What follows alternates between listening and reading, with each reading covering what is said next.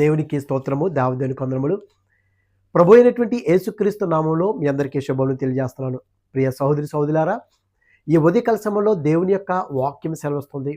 మనము దేవునికి ప్రాధాన్యత, మొదటి స్థానాన్ని దేవునికి ఇవ్వాలి. మన అవసరాలు తీరిపోయిన తర్వాత దేవుని మర్చిపోవటం, దేవుని విసర్జించటం, ఇది నా యొక్క జ్ఞానము, ఇది నా యొక్క టాలెంటు, ఇది నా బలము, నా ధనము అని మనం అనకూడదు ఎప్పుడు. ఇది ఈ లోకంలో మనకి ఏది కూడా శాశ్వతం కాదు. కానీ ఈ ఉదయకాల సమయంలో దేవుడు మనతో మాట్లాడాలి. దేవుని యొక్క వాక్యం ద్వారా మన హృదయాలు కదిలింపబడాలి. చూడండి, యాకోబు గారి యొక్క భార్య అయినటువంటి రాహేలు తన యొక్క దాసి అయినటువంటి బిల్హాను ఇచ్చినప్పుడు బిడ్డను కంటాది. ఇది చూసినటువంటి లేయ కూడా ఏం చేసిందంటే, నీ దగ్గరే ఉన్నదా దాసి, నా దగ్గర లేరా అని చెప్పేసి లేయా తనకు కానుపు ఉడుగుట చూచి తన దాసి అయిన జిల్ఫాను తీసుకొని యాకోబునకు ఆమెను భారీగా ఇచ్చాడు. లేయా దాసి అయిన జిల్ఫా యాకోబునకు కుమారుని కనగా లేయా ఇది అదృష్టమే గదా అనుకొని అతనికి గాదు అని పేరు పెట్టాను. చూడండి, కొన్ని సందర్భాల్లో మనం అసలు చూసుకున్నట్లయితే దేవుని యొక్క దృష్టి, దేవుని యొక్క కృప ఎవరి మీద ఉంది? లేయ మీద ఉంది. ఇదిగో లేయ ద్వేషించబడుట యెహోవా చూచి ఆమె గర్భము తెరిచెను అని ఉంది. దేవుడు చూశాడు, ఆస్వాదించాడు, అంతే. మనం ఒక్కసారి అభివృద్ధి పొందిన వెంటనే మర్చిపోకూడదండి దేవుని మనం ఎప్పుడు. లేయ కూడా తన దాసి అంటే జిల్ఫా కుమారుడుకు జన్మించగానే ఇదిగో ఇది అదృష్టమే కదా అనుకొని అతనికి గాదు అని పేరు పెట్టింది. ఏంటి అదృష్టమో? మనం ఎప్పుడు కూడా అదృష్టాన్ని నమ్ముకోకూడదు, దేవుని నమ్ముకోవాలి. ఇది నా లక్కో, ఇది నా అదృష్టము అని మనం ఎప్పుడు అనుకోకూడదండి. అందుకే దేవుని యొక్క వాక్యం సెలవుస్తుంది. యెషయా గ్రంథంలో మనం చూస్తే దేవునికి మొట్టమొదటి ఇవ్వాలని మనం యెషయా గ్రంథంలో 65వ అధ్యాయము 11వ వచనంలో చూస్తే యెహోవాను విసర్జించి, దేవుని మనం విసర్జించకూడదండి, పాపాన్ని విసర్జించాల. నా పరిశుద్ధ పర్వతమును మరచి గాదునకు, ఫుట్ నోట్లు ఏముంది? అదృష్టమునకు, గాదునకు బల్లను సిద్ధపరచు వారులారా. అదృష్టానికి బల్లను సిద్ధపరుస్తున్నామంట. అదృష్ట దేవికి పానీయార్పణమును అర్పించు వారులారా. చూడండి, నాకేమైనా దొరికితే బాగుండు అదృష్టం అంటాం. అదృష్టం తగలాలి అని చెప్పేసి, అదృష్టం రావాలని చెప్పేసి. ప్రియ సహోదరి సహోదరులారా, దేవుడు మనకు తోడుకున్నప్పుడు అందుకే అన్నాడు, యెహోవాను విసర్జించి నా పరిశుద్ధ పర్వతను మరిచి గాదునకు, అంటే అదృష్టమునకు, అదృష్ట దేవతకి బల్లను సిద్ధపరిచేవారులారా, అదృష్ట దేవికి పానీయార్పణమును అర్పించేవారులారా. నేను పిలవగా మీరు ఉత్తరమీలేదు, నేను మాట్లాడగా మీరు ఆలకింపక నా దృష్టికి చెడ్డదానిని చేసితిరి, నాకిష్టము కాని దానిని కోరితిరి. మనం ఎప్పుడు కూడా మన ధనం చూసినప్పుడు, ధనం వచ్చినప్పుడు ఇది నా అదృష్టము కాదు ప్రభువా, నీవు నా మీద కృప చూపించావు ప్రభువా అనుకోవాలి తప్ప ఇది నా అదృష్టము, అదృష్టము నన్ను వరించింది అని అనకూడదు. అందుకే నన్ను విసర్జించి మీరు అదృష్ట దేవుకి పానీయార్పణ చేయవారులారా, ఇదిగో మీరు నా మాటను వినట్లేదు, నేను పిలిచినప్పుడు మీరు వినట్లేదని దేవుని యొక్క వాక్యం సెలవుస్తుంది.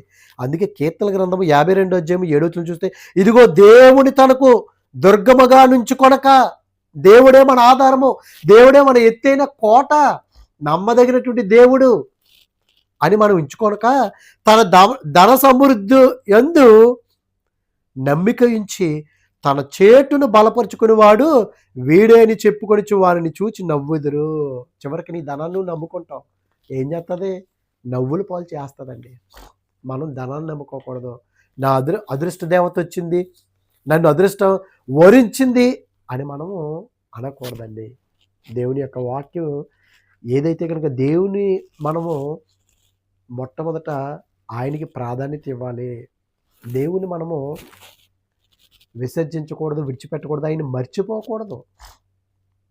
అందుకే కీర్తన గ్రంథంలోనే మనం మరొకసారి చూస్తే, కీర్తన గ్రంథంలో 9వ అధ్యాయంలో మనం దేవుని యొక్క వాక్యం చూస్తే, కీర్తన గ్రంథము 9వ అధ్యాయంలో 17వ వచనంలో, దేవుని మరుచు జనులందరూ పాతాళమునకు దిగిపోదురు. ప్రార్థన చేసుకోకుండా వెళ్ళిపోతాం పనిలోకి. భోజనం చేసేటప్పుడు దేవుని జ్ఞాపకం చేసుకోము. ఉద్యోగం చేస్తున్నప్పుడు దేవుని జ్ఞాపకం చేసుకోము. ఏ పని చేస్తున్నా సరే మన పని అయిపోవాలి ముందు, అంతే. కానీ దేవుని మరిచి జనులందరూ, నువ్వు దేవుని మర్చిపోతున్నావా? ప్రతి క్షణము దేవుని జ్ఞాపకం తెచ్చుకున్నావా? ఇదిగో దేవుడు నిన్ను ఆశీర్వదిస్తాడు. ఈ దాని గురించి గాదుని గురించి కనుక మనం చూసుకున్నట్లయితే, ఈ గాదు ఆది కాండము చివరి అధ్యాయంలో ఆది కాండంలో కనుక మనం చూసుకున్నట్లయితే 49వ అధ్యాయము 19వ వచనంలో, బంటుల గుంపు గాదును కొట్టును, అతడు మడిమిని కొట్టెను. బంటుల గుంపు గాదును కొట్టెను, అతడు మడిమిను కొట్టెను. యాకోబు గారు చూడండి, తనే ముందొచ్చేయాలని చెప్పేసి యాసేవు యొక్క మడిని పట్టుకుంటారు. అంటే నువ్వు వెళ్ళకూడదు, నేనే వెళ్ళిపోవాలి. ఈ స్వభావం ఎక్కడి నుంచి వచ్చింది? యాకోబు గారే. బిడ్డలకి కొన్నిసార్లు స్వభావాలు ఎక్కడి నుంచి వస్తాయి? తల్లిదండ్రుల నుంచే. అంటే మనము దేవునికి ఇష్టమైనటువంటి వారిగా మనం ఉండాలి. ఇదిగో నా అదృష్ట దేవత నన్ను వరించింది అని మనం పలుకుచున్నామేమో, మనం ఎప్పుడు కూడా అట్టి రీతిగా మనం పలకూడదని దేవుని యొక్క వాక్యం సెలవుస్తుంది. అందుకే ద్వితీయోపదేశకాండంలో చివరి క్షణంలో యాకోబు గారు తన బిడ్డలు కొంతమందిని శపించాడు. కానీ అదే చివరి క్షణాల్లో మోషే గారు వారందరినీ 12 గోత్రాల వారిని పిలిచి ఆశీర్వదించాడండి. ఆ వచనం మనం చూసుకున్నట్లయితే ద్వితీయోపదేశ కాండము 33వ అధ్యాయం 20వ వచనంలో, గాదును గూర్చి ఇట్లా నేను, గాదు అంటే అదృష్టం. మనం ఎప్పుడు కూడా అదృష్టం మనల్ని వరించాలని మనం ఎప్పుడు కూడా అనుకోకూడదు. ప్రభువా నీ చిత్తం ఏమైందో, నీ చిత్తానుసారం నన్ను నడిపించు ప్రభువా అని అడిగినట్లయితే దేవుడే మన మార్గాల్ని సరళము చేస్తాడండి. ఆయన మన మార్గాలు సరళం చేసి మన యొక్క అవసరం ఏంటో, అక్కర్లేంటో మన నోటికి మాట రాకమునిపై ఆయన ఎరుగున్నాడు. మన ఆలోచనలు ఏంటో ఆయనకి తెలుసు, మన అవసరతలు తెలుసు. కనుక మనము దేవుని మీద ఆధారపడి దేవునికి మొట్టమొదటి స్థానం ఇచ్చి, ఇదిగో ప్రభువా నీ చిత్తానుసారం నన్ను నడిపించు. అలాగని మనకి ఏదో కలిగిందని ఆ కలిగిన దాన్ని బట్టి దేవుణ్ణి నమ్ముకోకుండా, ఇదిగో దేవుడే నా దుర్గం అనుకోకుండా ఆ ధనాన్ని నువ్వు నమ్ముకున్నట్లయితే అనేక మంది చూసి నిన్ను నవ్వుతారు. అందుకే ఆశీర్వదిస్తున్నాడండి మోషే గారు చివరి క్షణంలో. గాదును గురించి ఇట్లా, గాదును విశాలపరచువాడు స్తుతింపబడెను. ఎంత గొప్ప భాగ్యం అండి. ఎబ్బేజు కూడా ప్రార్థన చేస్తాడు, ప్రభువా నాకు ఇరుకులో విశాలత కలుగు చేయము. అవును, ఇరుకులో మనకి విశాలత కలుగు చేయవాడు ఆయనే. అందుకే ఆయన అంటున్నాడు, గాదును విశాలపరచువాడు స్తుతింపబడును. గాదును విశాలపరిచినటువంటి దేవుడు, గాదుని ఆశ్రయించినటువంటి దేవుడు. ఈ ఉదయ సమయంలో దేవుడు మనల్ని విశాలపరచడా, విస్తరింప చేయడా?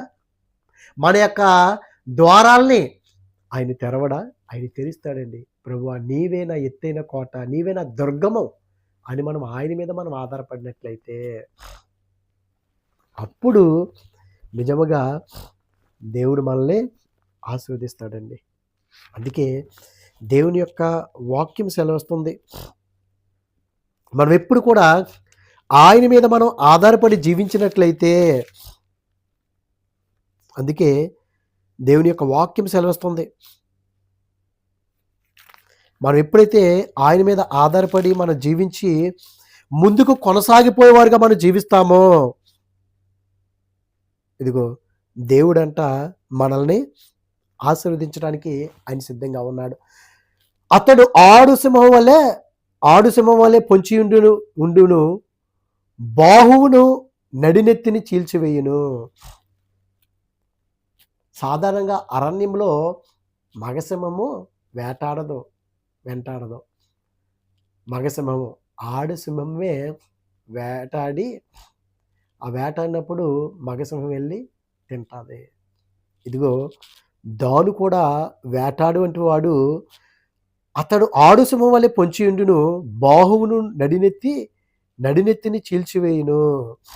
మనం ఎప్పుడు కూడా ఇదిగో సాతానుగాడైతే గర్జించే సింహం వలె ఉంటాడు. వాడిని మనం అధిగమించాలి.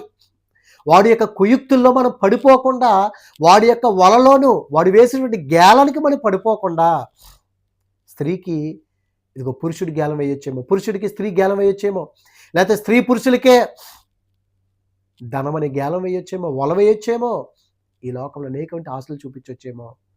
వాటికి మనం పడిపోకుండా, వాటిని అధిగమించి మనం చీల్చుకొని వెళ్ళిపోయేవారుగా దేవునిలో ఆత్మీయంగా ఉండినట్లయితే, ఆయన అంటున్నాడు, అతడు తన కొరకు మొదటి భాగం చూచుకొనెను, అక్కడ నాయకుని భాగం కాపాడెను, అతడు జనముల్లో ముఖ్యులతో కూడా వచ్చెను, యెహోవా తీర్చిన న్యాయములు జరిపెను, ఇశ్రాయేలు వద్ద యెహోవా విధులను ఆచరించెను. ప్రియ సహోదరి సహోదరులారా, ఈ ఉదయకాల సమయంలో గాదును దేవుడు విశాలపరిచాడు. ఇదిగో గాదును విశాలపరిచేవాడు స్తుతింపబడును. మనము దేవుణ్ణి విసర్జించేవారిగా మనం జీవించటం కాదు గాని, దేవుణ్ణి మనము ఆరాధించేవారిగా ఉండాలి. ఇదిగో నా పరిశుద్ధ పర్వతంలో మరిచి గాదులకు బల్లను సిద్ధపరిచేవారులారా అంటున్నాడు. అదృష్టాలు కాదు మనం బల్లను సిద్ధపరచటం.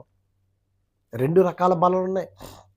మొదటి కొరింథీయులకు రాసినటువంటి పత్రికలో మనకు కనబడతాది. ఒకటి ప్రభువు బల్ల, రెండవది దెయ్యపు బల్ల.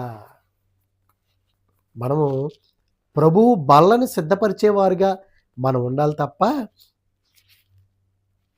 మనము చూడండి మొదటి కొరింథీయులకు రాసిన పత్రికలో 10వ అధ్యాయము 21వ వచనంలో, మీరు ప్రభువు పాత్రలోనిది దెయ్యముల పాత్రలోనిది కూడా త్రాగనేరరు. ప్రభువు బల్ల మీద ఉన్న దానిలోను దెయ్యముల బల్ల మీద ఉన్న దానిలోనూ కూడా పాలు పొందనేరరు. చూడండి, మనం అదృష్ట దేవతలకి పానార్పణ్యము, అదృష్టదేవికి పానీయార్పణము నేర్పించేవారులారా, నేను పిలవగా మీరు ఉత్తరం ఇయ్యలేదు. అదృష్టం వరించింది, అదృష్ట దేవత వచ్చింది మా ఇంటికి అని అంటాం కాదండి. దేవుడే మన దుర్గము, దేవుడే మన ఆశ్రయము, దేవుడే మన ఎత్తైన కోట. మనం ఆయన మీద ఆధారపడినప్పుడు ఇదిగో మనల్ని విశాలపరుస్తాడు, ఆశీర్వదిస్తాడు, ఉన్నతమైన స్థానంలో దేవుడు నిలబెడతాడు. ఆ సాతాను యొక్క వలలో, ఆ గేలలలో మనం పడిపోకుండా, సాతాను వేసినట్టు ఆ కుయుక్తులన్నిటిని కూడా మనం అధిగమించి ముందుకు వెళ్ళేవారిగా మనం జీవించినట్లయితే, దేవుని యొక్క ఉన్నతమైన నామాన్ని, ఇదిగో దేవునికి ప్రధానంగా ఆ ప్రాధాన్యత మనం ఇస్తాము, మొదటి స్థానం ఇస్తాము. ఇదిగో ఈ లోకానుసారంగా మనం ఆలోచించాం, దేవుని యొక్క దీవులు మనం పొందుకునే వరకు ఉంటాం. అటువంటి కృపా దేవుడు మనందరికి అనుగ్రహించును గాక. ఆమేన్. పరిశుద్ధుడా, ప్రేమగల తండ్రి, మహిమగల దేవునికి స్తోత్రాలు ప్రభా. ఇదిగో దేవా, పరిశుద్ధాత్మ తండ్రి, గాదు విషయంలో ఉన్న తండ్రి ప్రభా, ఇదిగో దేవా, సంతోషము అదృష్టమని పెట్టింది ప్రభా పేరు. ఇదిగో దేవా, మేము ప్రభా నిన్ను విసర్జించేవారుగా కాకుండా ప్రభా, నీ చిత్తానుసారం మేము నడిచేవారుగా మమ్మల్ని ఆస్వాదించండి. ఇదిగో దేవా, గాదున తండ్రి ప్రభా నువ్వు విశాలపరిచి ఉన్నావు. ఇదిగో దేవా, గాదును ప్రభా నువ్వు అభివృద్ధి పరిచి ఉన్నావు. మేము కూడా నీకు ఇష్టమైనటువంటి వారిగా ప్రభా, ఇదిగో తండ్రి, మేము అదృష్ట దేవికి పానీయర్పణములు చేయకుండా ప్రభా, నీ మాట నువ్వు మమ్మల్ని పిలుస్తున్నప్పుడు నీ మాటకి మేము విధేయత చూపించడానికి మాకు మార్గం సరళం చేయమని, నీ కృపలో భద్రపరచమని క్రీస్తు నామములో అడిగిన పరమ తండ్రి. ఆమేన్, ఆమేన్. God bless you all.